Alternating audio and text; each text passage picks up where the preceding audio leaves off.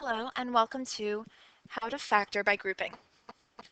The first thing you should know is that in order to factor by grouping, you need to have 4 terms.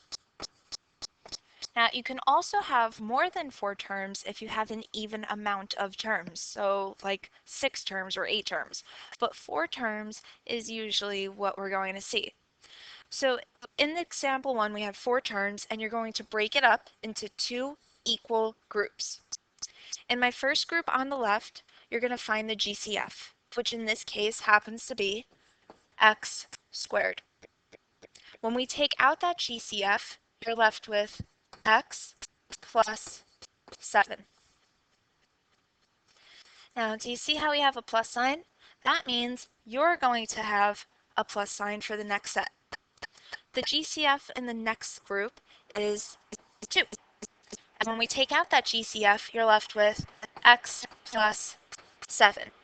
The way that you know you're doing something right is if you look inside the parentheses and if you see that they're the same. If they're not the same, you know you made a mistake and you need to start over. In this case, we're going to take what's inside the parentheses and write it out.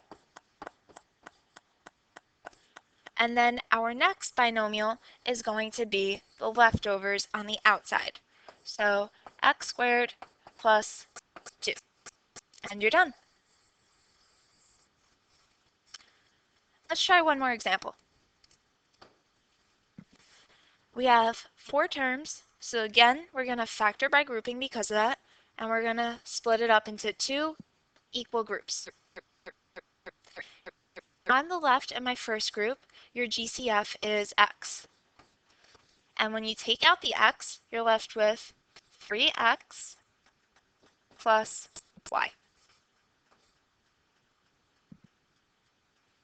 Our middle term is a negative, so you are also going to factor out a negative. And then our GCF from the second group is 4, just 4. When you take out the 4, you're left with 3x plus y. Remember, we have the 3x plus y because we changed the signs from pulling out the negative. We're going to check what's inside our parentheses. They look the same, so we know we're doing the right thing. And we're going to make that our first binomial. Take the leftovers, and that's going to be your second binomial.